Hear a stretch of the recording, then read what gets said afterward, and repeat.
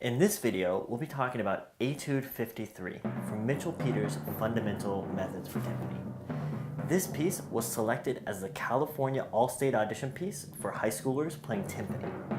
The piece itself features mainly fast, articulate playing with a few opportunities to showcase extreme dynamic moments.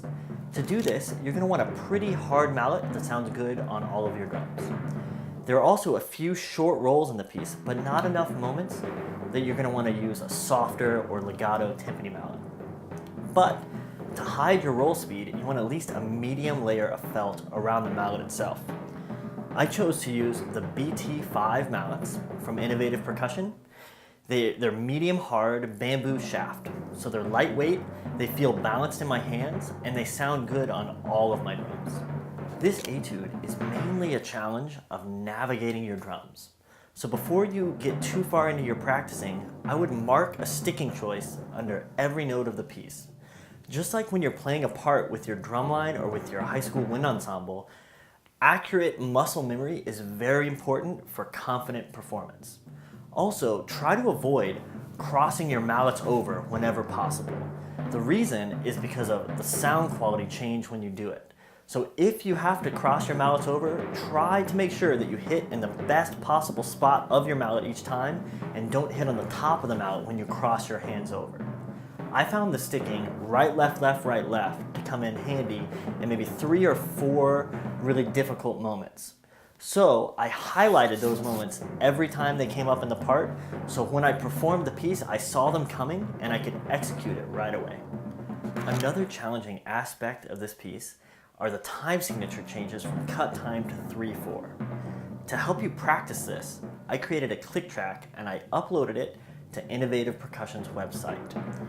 This track will ensure that your 8th notes stay consistent throughout the phrases.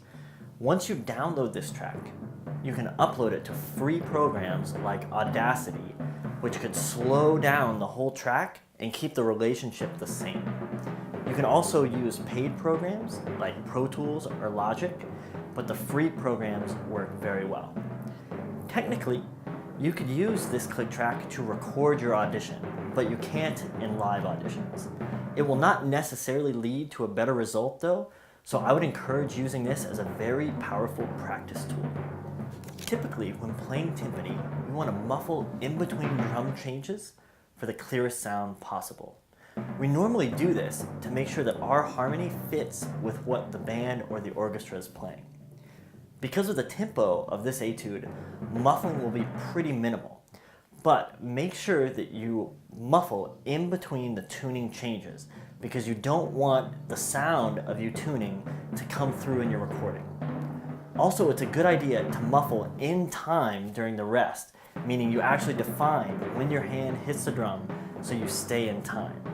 Another moment that you're going to want to make sure you muffle is in sudden dynamic changes. So if you're very loud, you want to cut the sound off so you're still clear when you go to soft playing. Roll speeds in this etude will be pretty quick because you'll have to move to the next drum and get out of the way quickly. I don't always meter my rolls, which means define how many hands are in each note, but because of the drum navigation challenges in this etude, I mostly do define my rolls, so I make sure to move to the next drum and play the phrase in time. Mostly, I suggest 16th note roll speeds, which are pretty quick at this tempo and cut time. But occasionally, when there are notes that crescendo, and in this piece more than 2 beats long, I use triplets to make it as smooth as possible. Make sure that your timpani gauges are set and tuned accurately before you begin. This will make quick tuning changes possible. At this tempo, you won't have enough time to accurately hear the pitch and tune it in the short amount of rest provided. So use the gauges to make sure that you're correct and adjust while you're playing. Also, practice this etude on a marimba so you can memorize and internalize the pitch relationship. That way, you can memorize how the piece is supposed to sound and make small adjustments while you're playing. Practice singing or humming the pitches F sharp, B, and D. Then practice singing the D up to the E and the E back down to the D.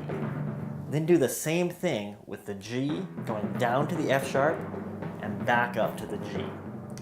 It's okay to sing several octaves higher than the timpani sounds.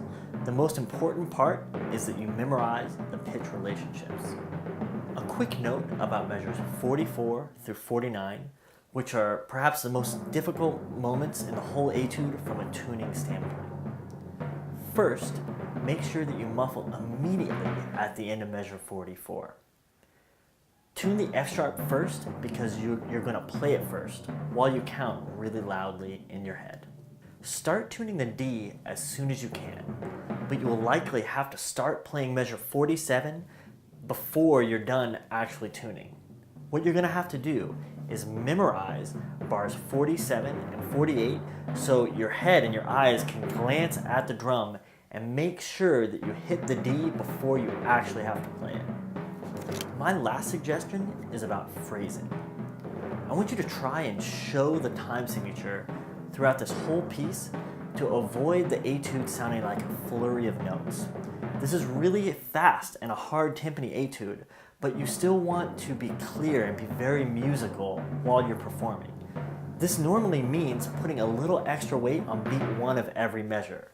So it's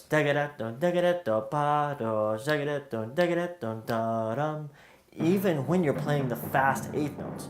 Really try to show this for clarity and musicality.